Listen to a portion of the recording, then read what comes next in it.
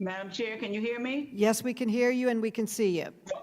Well, thank you very much, and I apologize, some issue on this side, but thank you for convening the hearing. Thank you, Mr. DeJoy, for being here today.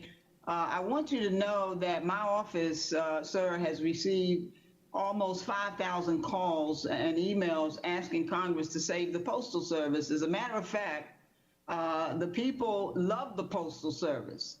They rate the Postal Service over 91%, more than any candidate I know. Now, I don't live in the country club. I represented Guilford County for about 50 years, and I'm representing the 12th District in Charlotte now. But the folks I represent can't afford their medication to come late. They can't afford for their ballots to come late, and they can't afford for their voices to be silenced. They need the U.S. Postal Service, and let's be clear, you have been charged with running a postal service, Mr. DeJoy, and not a business. But I've got a photo of my post office in Charlotte.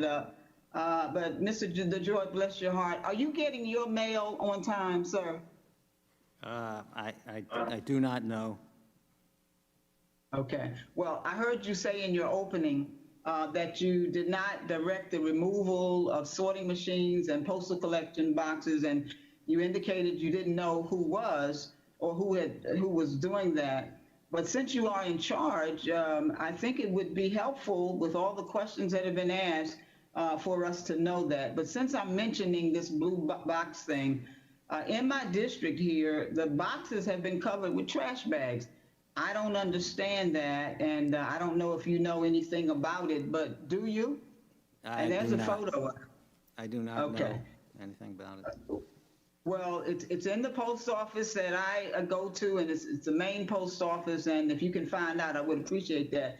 But yes, I did visit the center yesterday, the Scott Futrell Posting Distribution Center on Friday, and I was told that the USPS senior management said that you don't all foresee having any influx of election mail going into the election of November 3rd. Is that correct?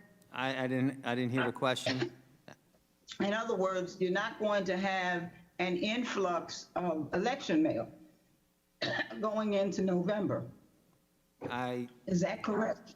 I don't know how I don't know how anybody would say that. I think as we move to the election, we'll have election mail and we'll be able to handle it. Well, 7 machines are missing, have been removed from Charlotte, and we have a demand in North Carolina of almost 400,000 people requesting their mail-in ballots. In my district, 53,000. So do you know about the sorting machines that are missing in my district? I do not know specifically about sorting machines missing in your district. All right. You also said that because you didn't have anything to do with that, and you came on and you accepted what was here. So, do you think you can be helpful and at least putting things back? I know you said that that's not something you wanted to do, but considering all of the testimony today, all of the stress that citizens are going through, not getting their mail, not getting their medications, things getting spoiled, insulin, those kinds of things. Do you think you could have a second thought about that, Mr. DeJoy? First off, we are, as I said, we're all very concerned about each delivery. My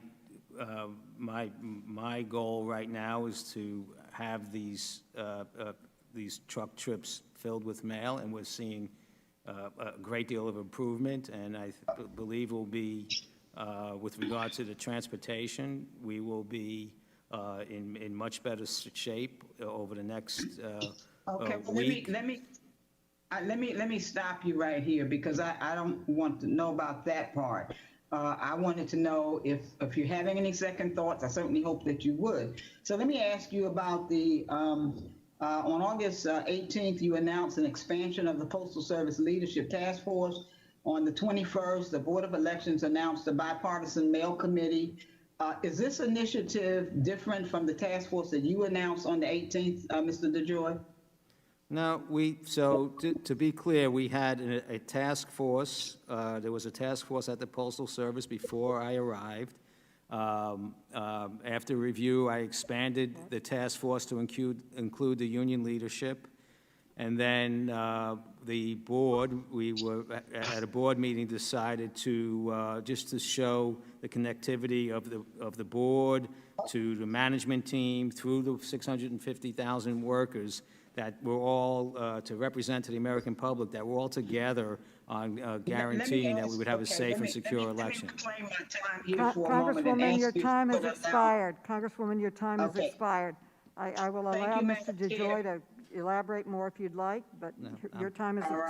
expired. Okay. I just want to know if he would allow you and the ranking member to appoint a staffer to participate at least as an observer on this committee. Well, I'm going to That let would- him that would- reply in writing because our time has expired right now.